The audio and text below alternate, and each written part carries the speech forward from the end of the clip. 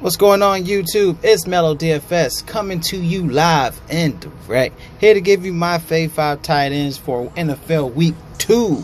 Alright, thanks for those who are tuning in. If you feel free, just smash the like button. Please subscribe. Any daily content is just for you. Feel free to also click on the bell icon for notifications so you can get my updates when it happens. Alright, but let's jump into this quick 5 on the tight end position.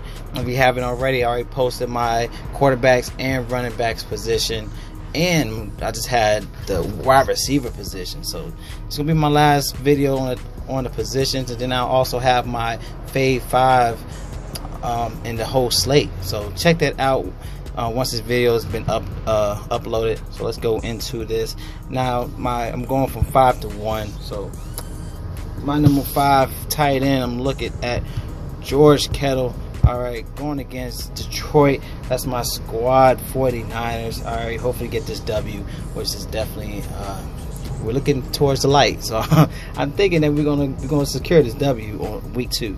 Alright, but last week he actually did pretty good. He had 14 fantasy points in week 1. He was targeted nine times. He had 5 receptions for 90 yards. Should have had a touchdown, honestly. But going against Detroit this week, they're ranked 31st to the tight end position, allowing 0.7 receiving touchdowns to tight ends. They also allowed 29% more fantasy points to tight ends when away. All right, Jimmy G, that's his go-to guy. So this is a great play, in my opinion. Only at 3,800 to actually boost your lineup. So this is a great position for George Kittle. Now, number 4, I'm looking at Jack Doyle. Alright, once again, he was on my Fave 5 video for the position. He did good. He had 12 fantasy points. He was targeted 10 times for 7 receptions for 60 yards. Alright, he's targeted at least 5 times in the past 3 games. He's also averaging 5 red zone targets in the past 3 games. Going against the Redskins, they ranked 25th, allowing 0.4 receiving touchdowns to tight ends, which is a great position in his favor, knowing they will need him to capitalize for a touchdown. So this is a great guy to choose from. I know it was Jack Doyle and Ebron, but Jack Doyle actually did pretty good, and I think he'll have more snaps moving forward. So I'm looking at Jack Doyle at my number 4 spot. Now at number 3, I was looking at Gronk and I was looking at Zach Ertz, but I'm going with my man Zach just in the matchup and the tight ends alone. All right, Zach Ertz going against Tampa. All right, he's targeted at least 8 times in the past 3 games. Going against Tampa, they allow 20% more pass attempts when at home. Tampa also allows 25% more more fantasy points to tight ends when at home, which that's a great stat to know. Alright, he also averages 64% more fantasy points versus non-division opponents, and he's projected 15.5 fantasy points. Just a great position for Zach Ertz against Tampa, only at 6,100 if you can fit him in your lineups, but it's a great play. Alright, now if you haven't done so, if you want full access to my lineups, please check out Draft Dashboard. Click the link in my description. Try everything from top sleepers, studs, limited time for 30 days for $1. Can't beat that. You can also use my player pool or create your own custom pool and enter it to the lineup optimizer to generate your DFS success. Alright, as you can see in the tight end position, you get your last 3 games fantasy points. You also see his targets in the last 3 games, and also any rushes in the 3 games. Alright, just a great tool to use.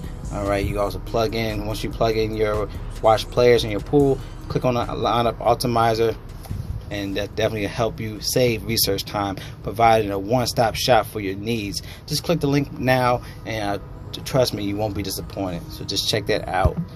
Alright, going to my picks, going down to number 2, I am looking at Benjamin Watson going against Cleveland.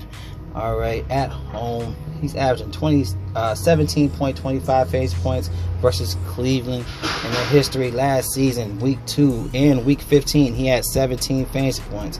Alright, he's averaging 10.76 fantasy points in 5 big favorite games, averaging 8.91 fantasy points in over 11 games. Cleveland is ranked 23rd against the tight end position, allowing 0.4 receiving touchdowns to tight ends.